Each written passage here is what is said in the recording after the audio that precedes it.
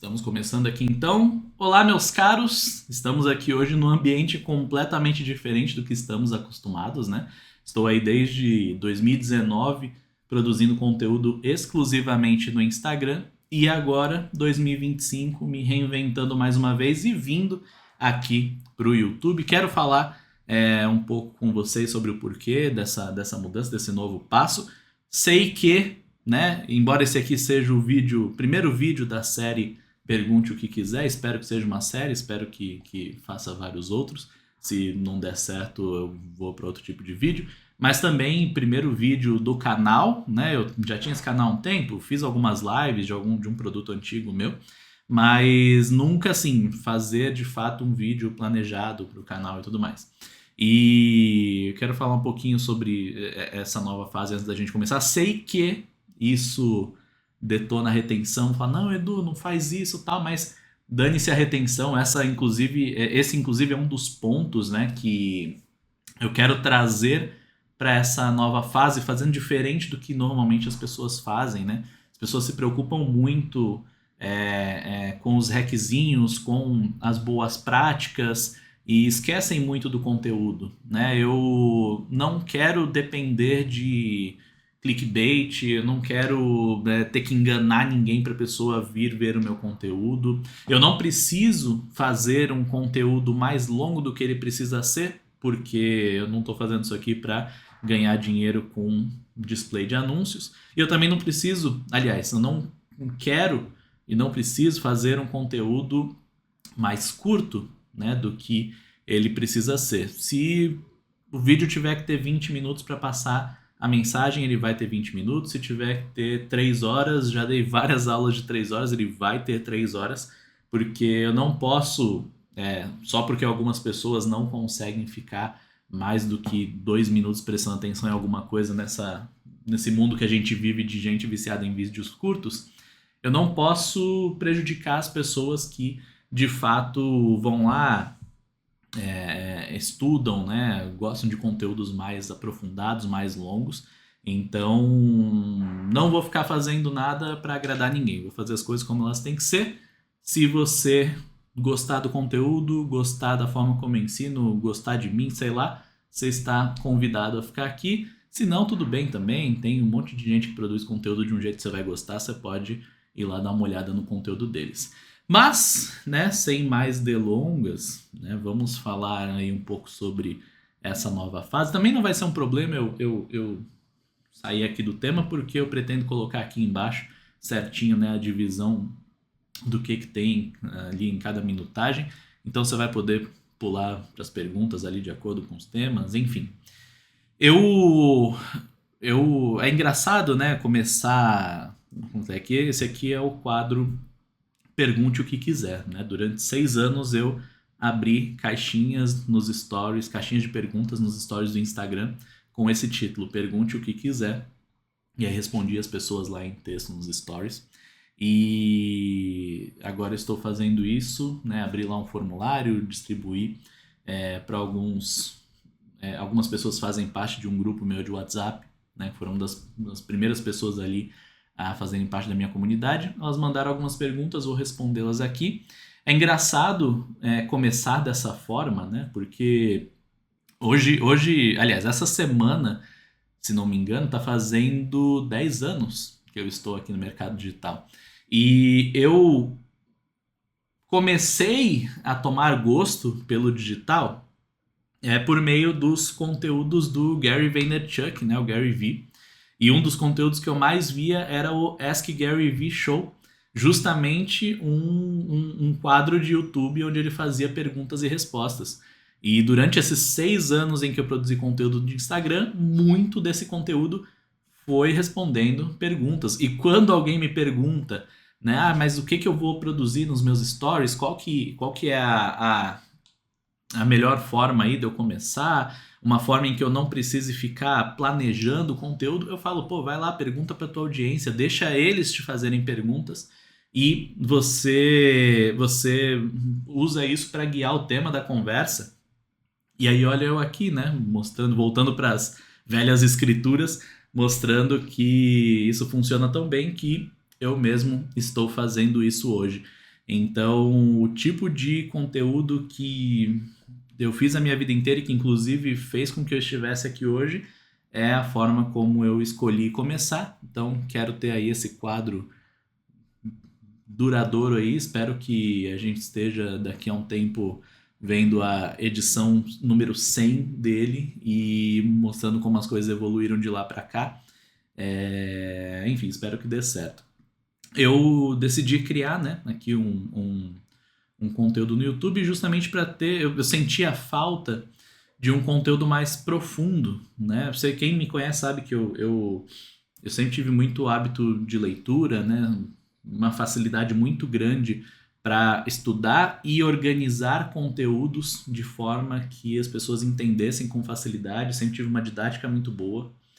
E é difícil, né? Para quem é assim, é difícil o ambiente de Reels do Instagram, onde se você passa de 20 segundos de vídeo, as pessoas já começam a abandonar.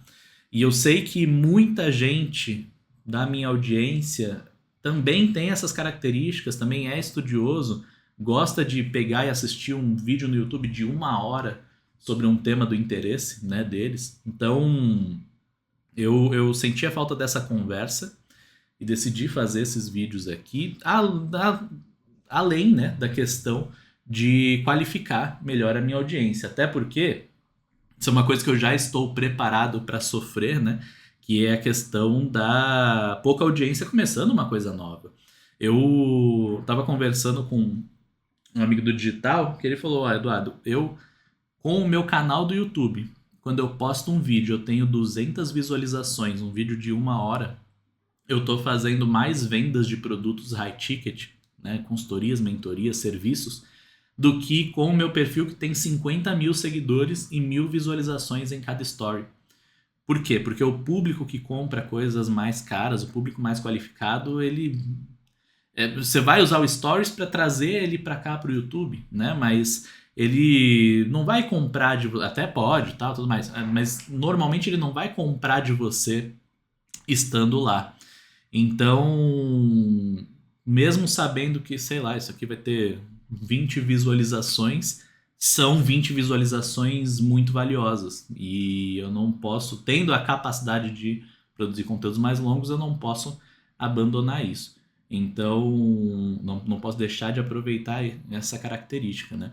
Então, já fica aí a primeira, nem começamos ainda aqui as perguntas, a primeira lição do vídeo é justamente essa questão de você construir você ter ali um espaço onde você consegue fazer com que a sua audiência fique mais tempo com você, entenda que você consegue resolver os problemas, né, deles e, enfim, possam progredir aí na sua esteira de produtos e não só ficar lá nos produtos mais baratinhos.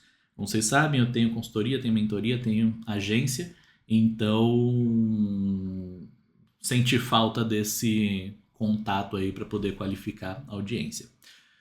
Bom, como eu falei, eu criei, né, um formulário para as pessoas enviarem perguntas. Inclusive, eu vou deixar o link desse formulário aqui na descrição. Não pensei nisso, não sei se eu vou deixar o mesmo formulário, se eu vou fazer outro. Enfim, vou deixar um link aqui na descrição para você que está assistindo o vídeo poder mandar as suas dúvidas para a gente fazer o próximo. Mas eu criei lá um formulário.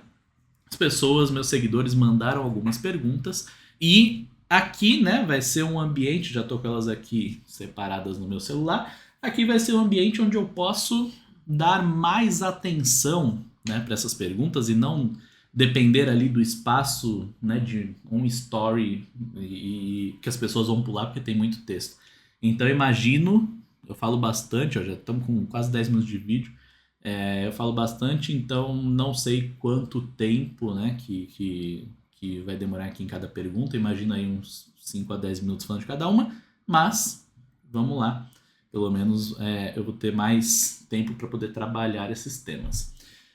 Então a nossa primeira pergunta, eu pedi lá para as pessoas deixarem uma identificação e depois a pergunta. Por um acaso, a primeira pergunta que eu vou ler aqui, eu vou colocar como anônimo, porque a pessoa colocou um negócio lá, colocou um link na identificação, mas como eu gostei da pergunta, né, um tema que é bem recorrente, eu vou começar por ele. Como conciliar e conseguir os primeiros retornos tendo um emprego CLT? Essa é uma dúvida. Antigamente aparecia mais, né? Tinha bastante gente que vinha com essa dúvida, mas eu sei que é uma preocupação das pessoas, principalmente antigamente que não tinha tanta gente que vive exclusivamente do digital, né? Eram pessoas que tinham ali um emprego, estavam insatisfeitas, né? E queriam mudar. Eu tive bastante público desse por causa do EMD, eu entrando no mercado digital, meu produto de renda extra. E basicamente, sei lá, 90% do público do EMD é isso, né? Pessoas que estavam ali todos os dias pegando 2, 3 horas de condução, assim como era comigo antes de eu entrar no mercado digital, e passando o dia fora de casa, o dia sem ver a família, para trabalhar para outra pessoa, tomar esculacho, no fim das contas ganhar um salário de 2, 3 mil reais, e perceberam que por exemplo, lá no MD, o custo de renda extra, a pessoa conseguia fazer 5, 6, 7, 10 mil reais por mês trabalhando de casa no computador, não tendo chefe, né, sendo seu próprio chefe. Enfim, tinha bastante gente que vinha com essa dúvida. E eu sei que muita gente tá, né, nesse período de fazer transição.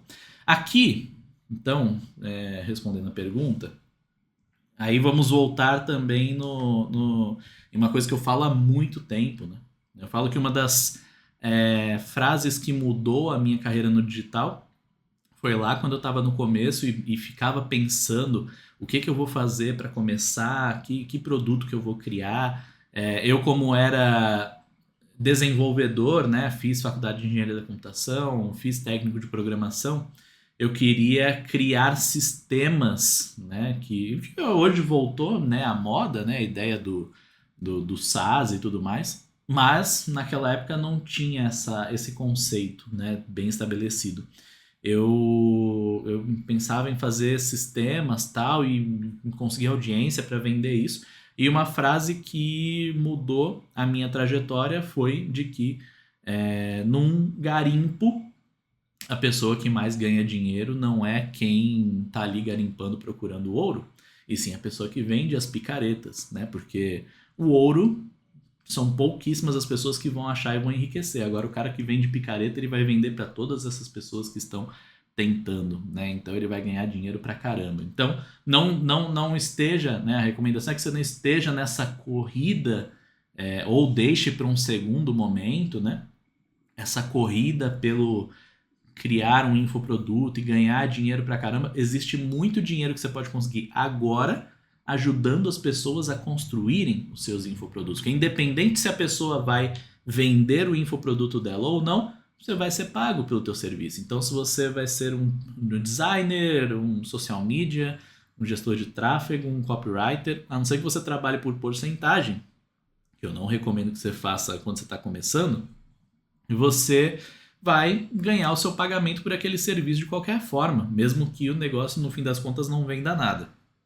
Muito melhor do que você passar 1 ou 2 anos produzindo conteúdo na esperança de criar uma audiência para depois vender e tentar enriquecer. Deixa isso para um segundo momento. Primeiro, se estabilize. Por que eu estou falando disso, né? Porque esse é o principal erro que eu vejo as pessoas que estão fazendo essa transição do CLT pro PJ, né, vamos dizer assim, para empreender no digital.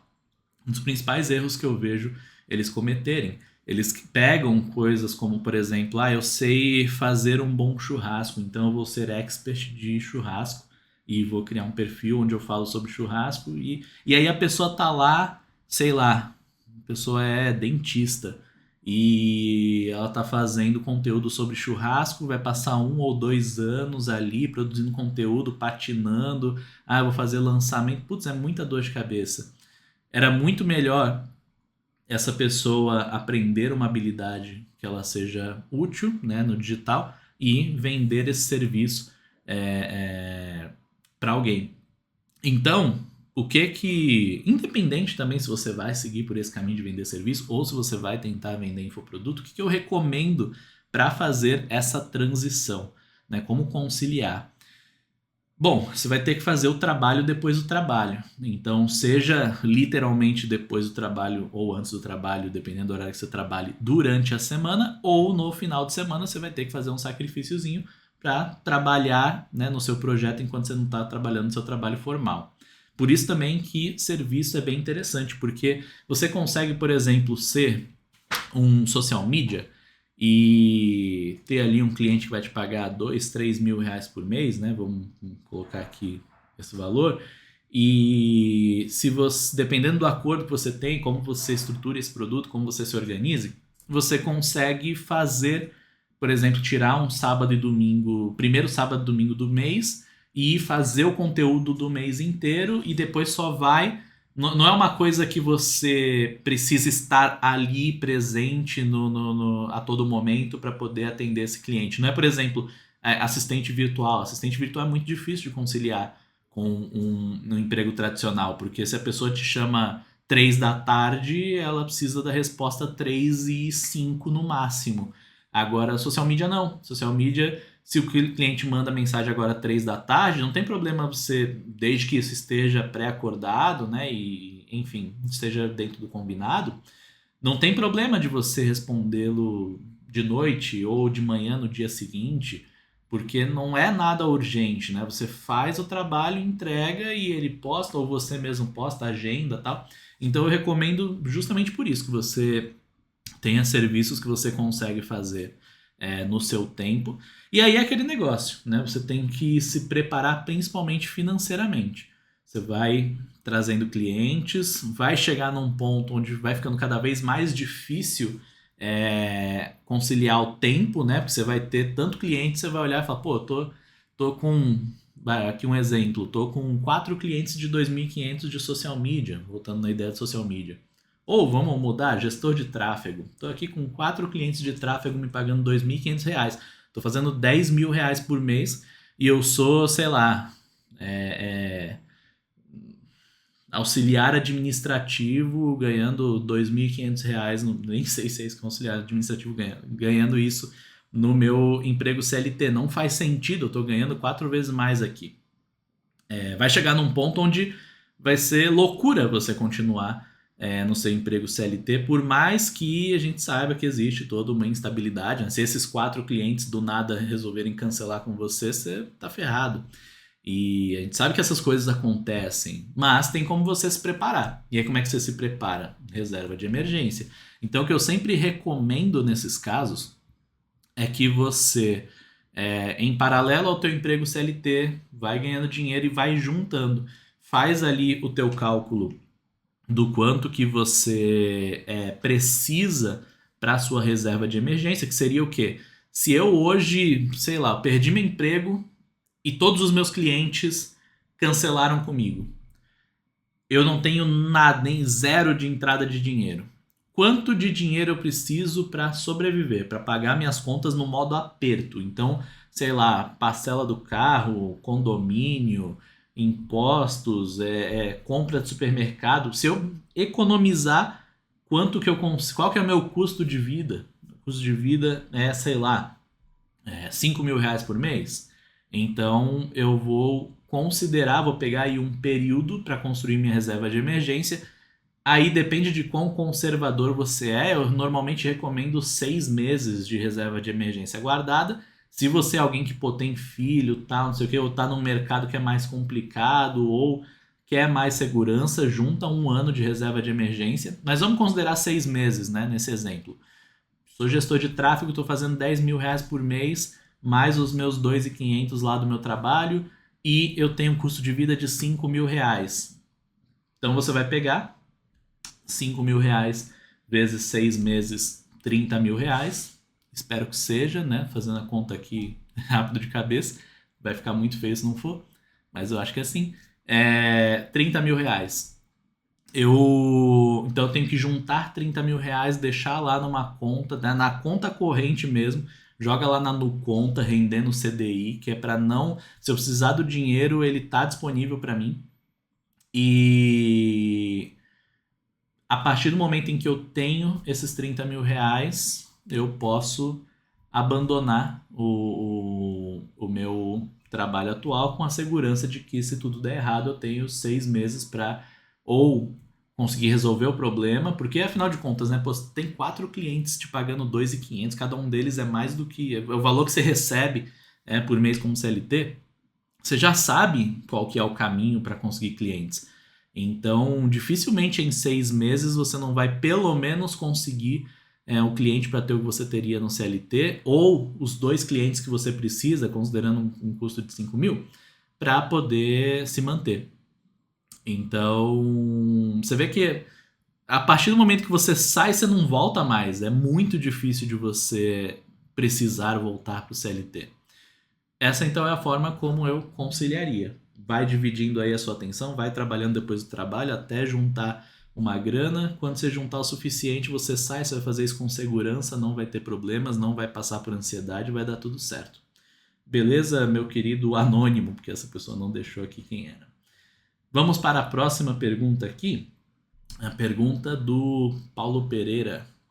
Como utilizar a IA para construir um funil de prospecção de clientes? Hoje todo mundo quer falar de IA, né? Entendo porque eu mesmo era bem resistente com inteligência artificial por pura frescura, porque eu sou muito entusiasta de tecnologia, mas não sei por que eu sempre achei que a IA não chegaria ali, demoraria muito para chegar num nível onde desse para utilizar ali, que desse para ter bons resultados, e fui surpreendido e dei o braço a torcer e hoje utilizo a IA aí com frequência.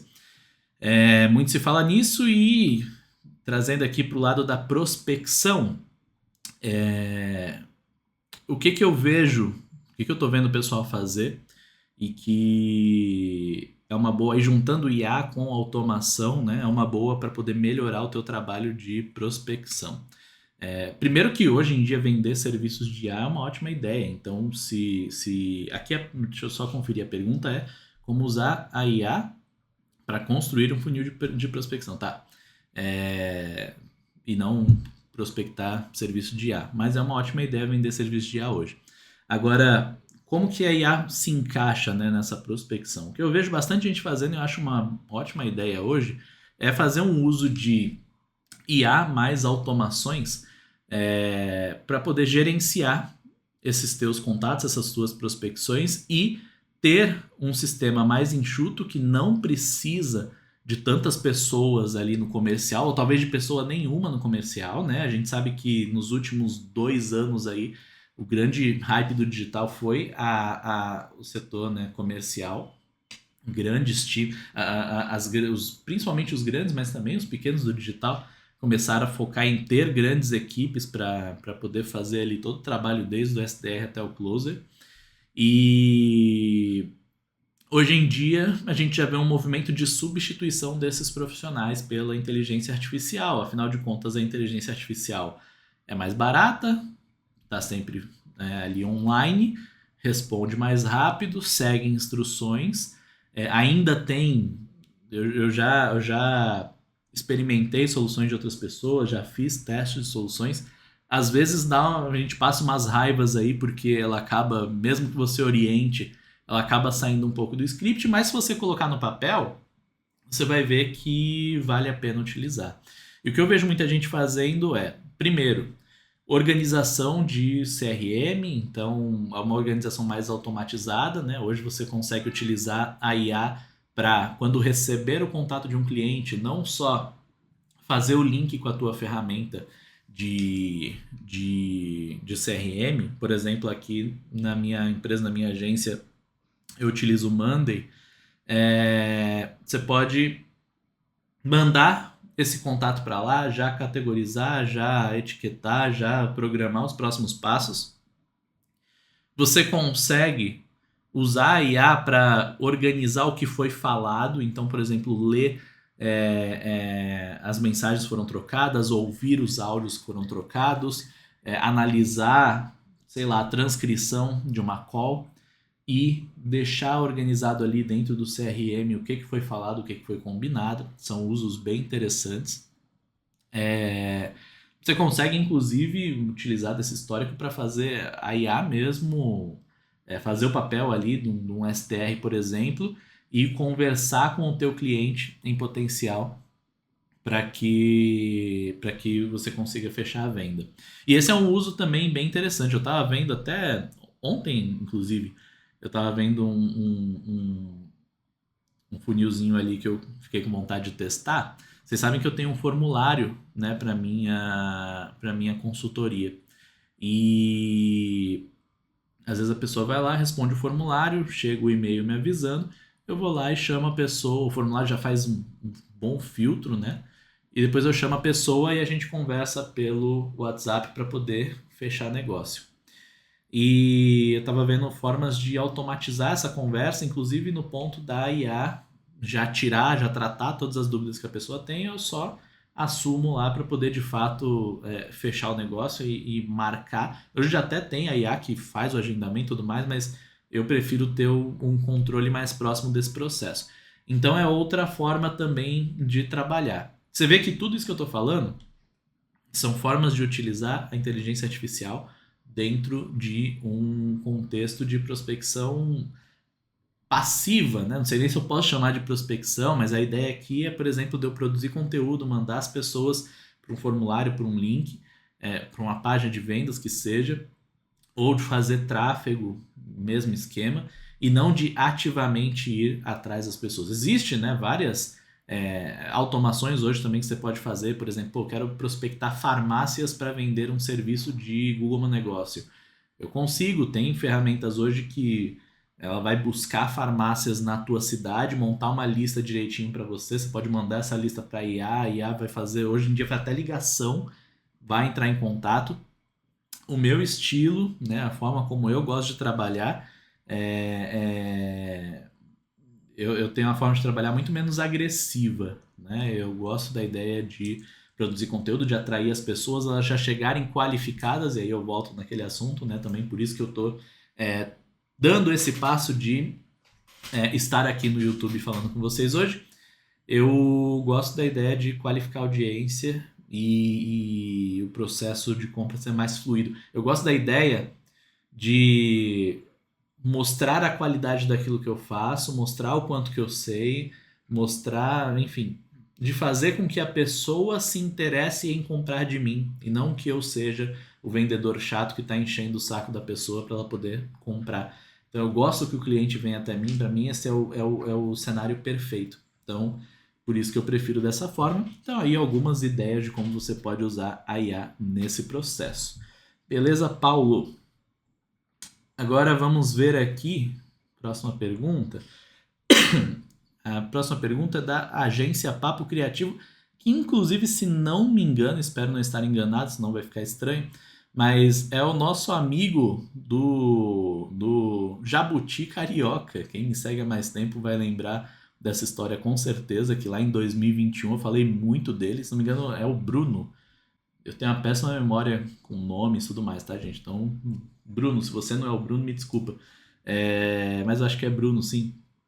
É o nosso amigo do Jabuti Carioca. Esse cara lá em 2021 fez bastante sucesso ali ali na minha bolha, que a gente conversou bastante sobre isso, que eu usei muito como um exemplo de que dá para ganhar dinheiro com tudo na internet. Esse cara, ele tinha um perfil, ele estava fazendo lançamento de, se não me engano, era e-book na época, mas depois acho que ele chegou a ter curso de como criar um jabuti.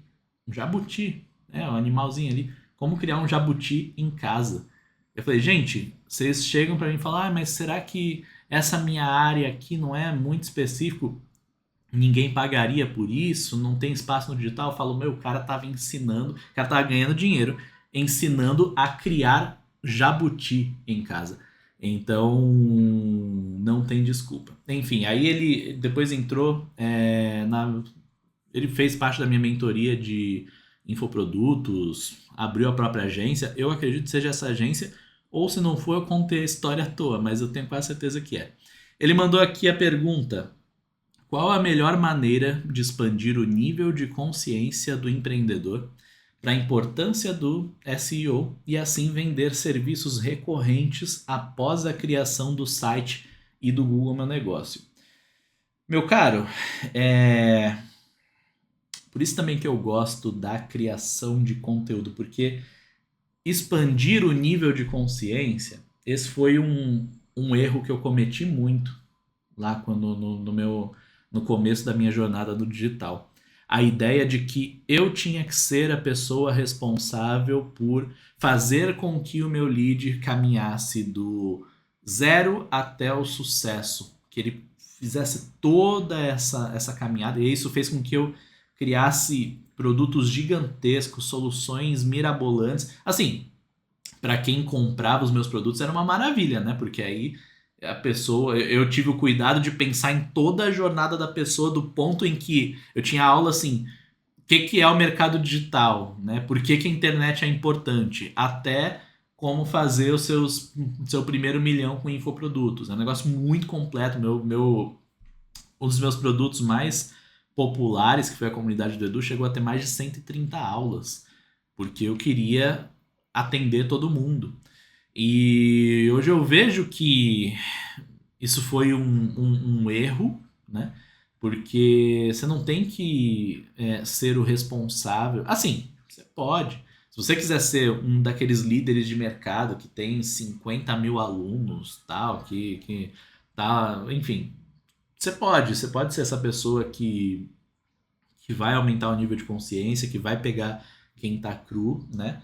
E levar até o sucesso. Porém, eu hoje vejo que é muito mais negócio, principalmente para quem está começando, trabalhar com quem já tem um nível de consciência maior. Então, por exemplo, eu não tentaria convencer um dono, vamos resgatar aqui a ideia da farmácia, um dono de farmácia, não tentaria convencê-lo de que ele precisa estar no digital, que ele precisa ter uma presença digital.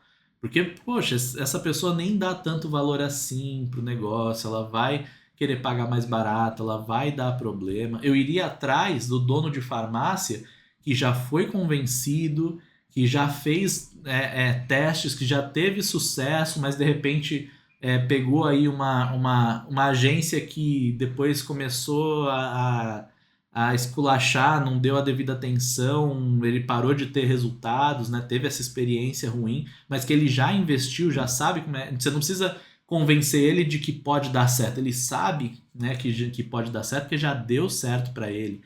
Então, eu prefiro vender para esse tipo de cliente. Agora, considerando, né, vamos pensar aqui no cenário, de acordo com o que você me mandou, que ele é teu cliente, você vendeu ali um serviço de Google Meu Negócio, fez um site e tal, como é que eu faço para ter uma renda recorrente, né, com esse cliente? Eu já deixaria essa recorrência embutida numa primeira experiência, né, com esse cliente. Ou seja, em vez de ir lá e vender, vamos pensar aqui na parte do Google Meu Negócio, né? Porque o site, eu não gosto tanto de trabalhar recorrência de site. Tem gente que ganha bastante dinheiro com isso, até tem lá no EMD, tem uma análise de caso, né? São os casos de sucesso. Eu fazia entrevista com alunos do EMD e eles contavam como que eles tiveram sucesso no digital, toda a caminhada deles para que pudessem inspirar as outras pessoas e também para que elas pudessem seguir um caminho que outro aluno que nem elas já validou. E aí o meu amigo lá, o Mafezoli, constantemente eu falo com ele, principalmente quando tem jogo do Corinthians, que ele é corintiano, sofredor que nem eu. E ele, cara, ele ganhava muito, não sei se ele ainda tá fazendo isso, mas ele ganhava muito dinheiro com manutenção de site. Tipo assim, ao invés de chegar e, pô, vou vender um site por 5 mil reais, eu vou, ao invés de fazer isso, ia lá e vendia o site por 200 reais por mês e deixava o cliente amarrado num contrato de 1 ano. Porque aí o cliente ia pagando ali 200 reais por mês, ele nem sentia. E, por outro lado, o Marcelo não tinha, né, tanto trabalho para manter aquele serviço.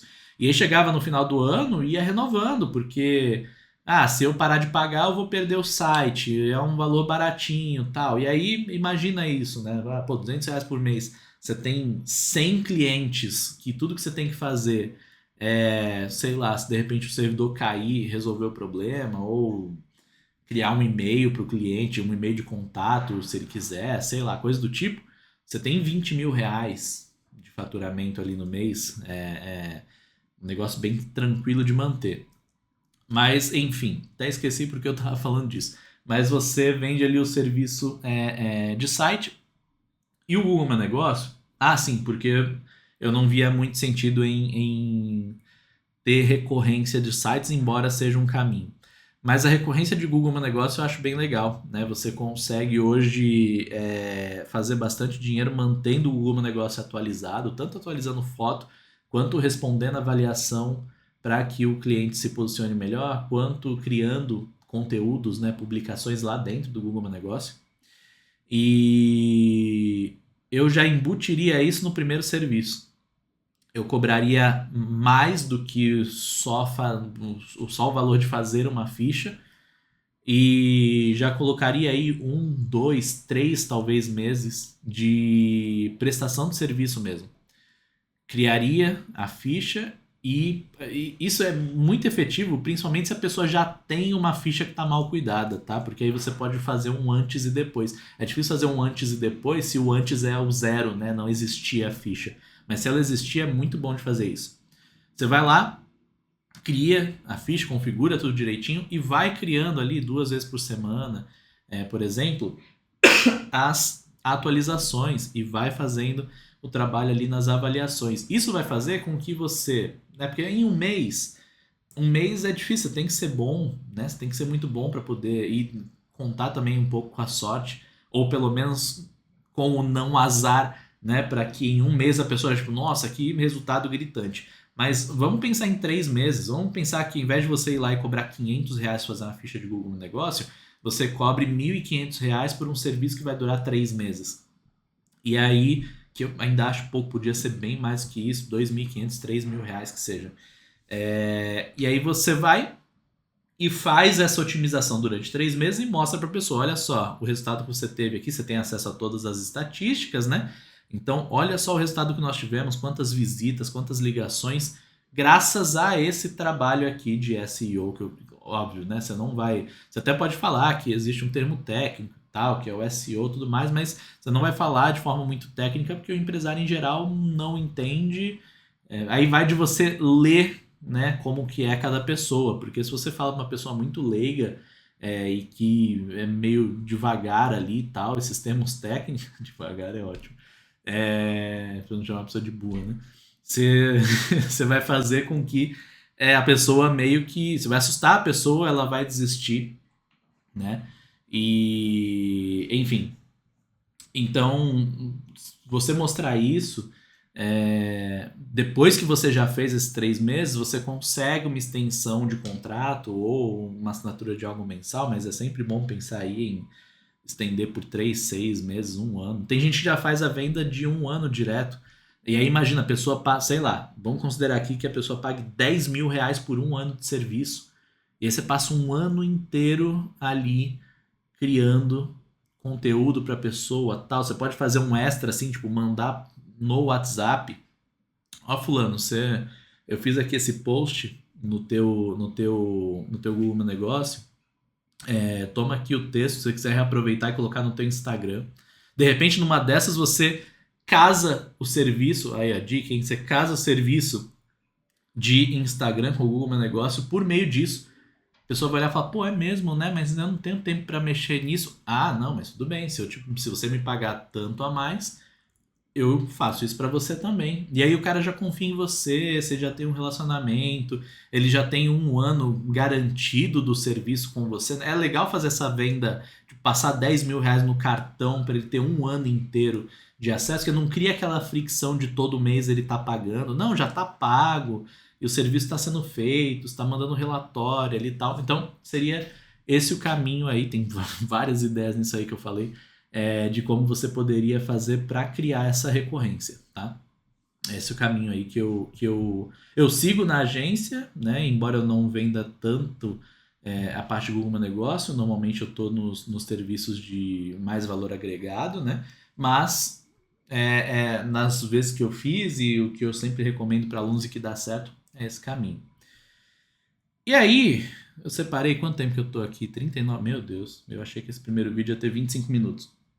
Mas vamos aqui para a última pergunta que eu separei, do Rafael Coelho. Como transicionar de um formato 100% high ticket para ter múltiplos funis de diferentes abordagens? Minha preocupação é sujar a base. Rafael, aí é uma coisa meio polêmica, talvez algumas pessoas discordem do que eu vou falar agora, mas vamos lá, você está aqui para ouvir a minha opinião, então eu vou te dar a minha opinião. Eu, de 2 anos para cá, eu acho que essa questão de sujar a base, cara, principalmente quando a gente tá falando de Instagram, é, as coisas deixaram de funcionar dessa maneira, sabe? Antigamente, a gente tinha uma proteção de base, de público, de audiência muito grande, uma proximidade muito grande, uma retenção muito grande, principalmente por causa da pandemia, né? O pessoal tava ali em casa consumindo conteúdo pra caramba. As coisas eram bem diferentes. Eu sinto que de 2 anos pra cá, infelizmente, tá? Porque eu gostava mais de como era antes, não só pelos resultados financeiros que eram maiores, mas pela conexão mesmo, né? Eu tenho muitos seguidores amigos, né? Pessoas que consumiam meu conteúdo e que a gente se aproximou e desenvolveu uma amizade. Tem aluno meu que virou amigo, mentorado que virou, enfim. E infelizmente, de 2 anos para cá, esse cenário, assim, essa proteção que a gente tem com a nossa base, deixou de fazer sentido. Acho que principalmente quando o Instagram começou essa competição com o TikTok e começou a investir mais nos Reels, né, que é um movimento que faz todo sentido, porque a gente sabe quão viciantes são esses vídeos, né? E é por isso também que as pessoas não fazem aqui vídeos de mais de 40 minutos para o YouTube, porque as pessoas estão viciadas em videozinhos de 30 segundos, e se você não chama atenção nos primeiros 3 segundos, você perde a pessoa. Enfim, isso bagunçou bastante as coisas, né? Tanto que teve essa migração de a produção de conteúdo e venda de infoprodutos orientada a campanhas.